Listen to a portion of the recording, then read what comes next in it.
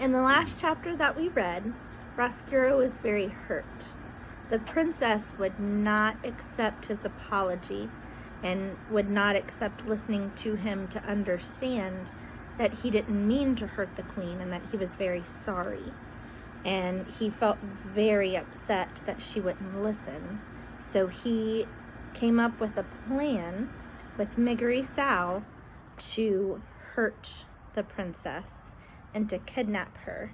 And so that's the last chapter we read is Roscuro and Miggery getting some supplies from the kitchen. Now we're on chapter 27, Gregory's Princess. You know, hurt is a funny thing. The same thing that makes one person angry can make another person grieve. Not so many years ago, a man held his own bundle wrapped in a towel. But the towel wasn't wrapped around a butcher knife. It swaddled a baby. "Take care of me, little princess," the man said faintly. "I can't no more."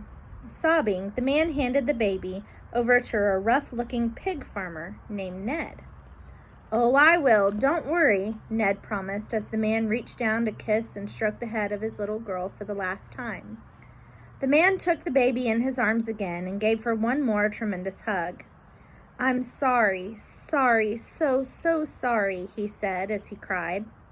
To be truthful, the baby was not a sweet-looking baby, nor darling or dear, or any of those other adjectives people use when cooing in unnaturally high-pitched voices.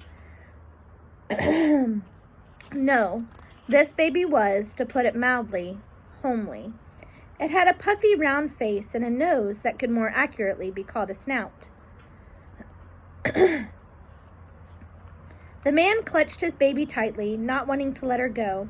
When he finally handed her back to Ned, the towel fell away to reveal a heart-shaped birthmark on the baby's shoulder. Gregory always said that she had too much heart, and that's why they had to put some of it on the outside. But let's face it, it's hard to see something on your back. In fact, you can have a good heart and not even know it. Years passed and the baby grew up. In a darkened hallway of the castle, the girl pulled up her shawl and covered her heart-shaped birthmark. Sitting atop that same shoulder, a rat whispered into a girl's ear. "You can do this. You know you can," said Roscuro.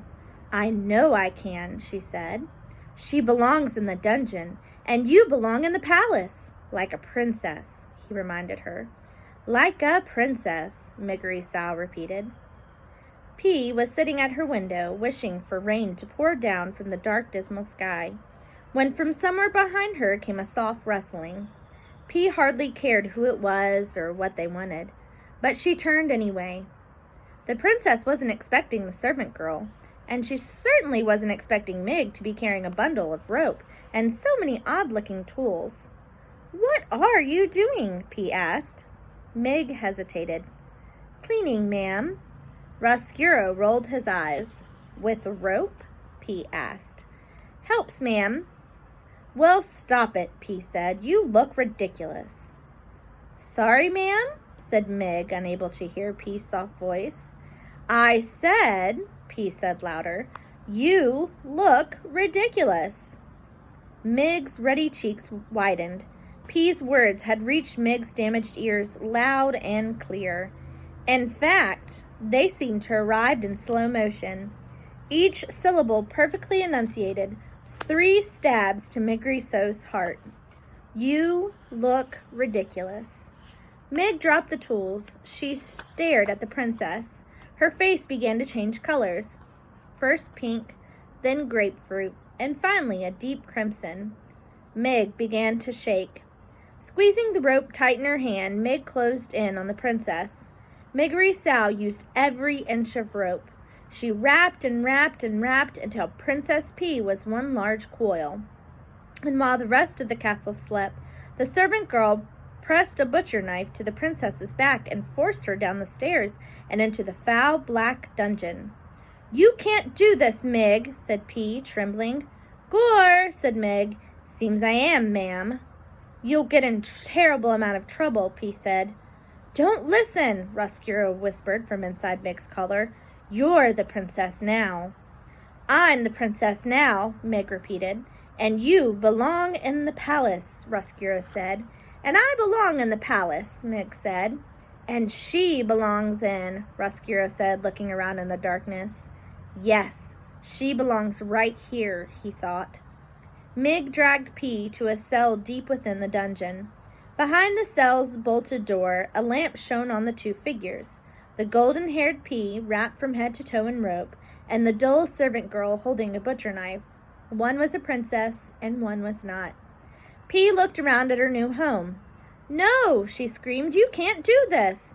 Help, help, someone help me. Tell her it's no use, Roscuro said to Meg. No one can hear her. Help, help, cried P. It's no use, ma'am, repeated Meg. No one can hear you. Ah, but someone could. Chapter 28. The Mouse's Quest. From a nook in the dungeon wall, two extraordinary large ears turned, first right, then left, toward a distant sound. Despereaux wrapped himself in a cloak and fled from his hiding place toward the cry for help. Hidden under his hood, he blended into the horde, one mouse in a sea of rats. Only his ears threatened to give him away. They bulged from under his hood, but Despereaux quickly pulled them down. Somehow, above the din of rats shouting and paws squelching on the slimy dungeon stone, Despereaux heard the cry again. Help! Help! Then he heard a second voice. Help! I'm in here! The mouse looked up. The cries were coming from the prison cells. Despereaux ran closer, passing one cell door after another. He turned a corner and saw even more doors. But which one? Help! Someone cried from down the dark corridor. Miggery Sal's face was pressed against a barred window. You filthy, stinking rat! You tricked me! A large cluster of rats gathered in front of the cell next to Miggs, but they weren't paying the slightest attention to her. They were laughing at the sound of another prisoner weeping. To a rat, there's nothing more amusing than the suffering of others. It's a human, said one, rubbing his paws together. Not yet, lads, ordered the largest among them. Now, you've got to wait. It's nowhere near dinner time. Come on, Smudge, a rat replied. I'm starving. Another whimper came from the cell next to Miggs. Despereaux recognized it at once, and his tiny heart skipped a beat. P.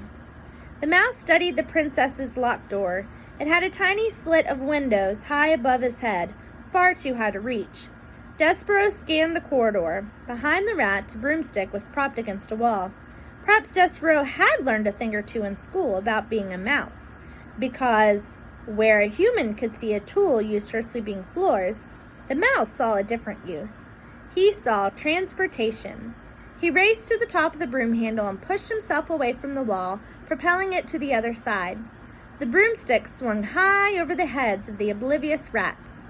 Something special for dinner tonight, a rat said from down below. It's a princess, said another, pushing forward. Oi, oi, said Smudge. You'll wait for dinner like everyone else. Despereaux landed silently on the ledge next to P's door and leapt to her window. Milady, Despereaux whispered. P cried softly, Psst, Milady! Startled, the princess turned and looked out the window. Her eyes darted toward Despereaux. Oh, my little mouse! It's you! I will deliver you from this evil, ma'am, Despereaux whispered. He was inches away from her. Oh, no, P whispered back. She tried to move, but she could not. She was still one big coil of rope. So instead, the mouse pressed closer to her. He took in the sweet scent of her hair, her breath. He would do anything for her. Just go find my father, P said. Take this chain from around my neck to show him that you are honest and truthful. Oh, I am, said Despereaux. Honest and truthful and loyal and... I know, P said, but hurry. Here, take it. There isn't much time. Despereaux unhooked the chain adorned with a heart-shaped gold locket. He took it from around her neck. The necklace was delicate on P, but it weighed heavy on the mouse. He held the heart in front of his own and draped the chain around him like armor. It will be my quest, he said.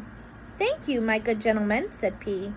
It was all Despereaux needed, because a mouse needs something to push him through a mob of rats, through a dark and stinky dungeon, and toward inevitable doom. He was a noble knight, off to save his princess, and time was running out. Next time we'll read chapter 29, Heart.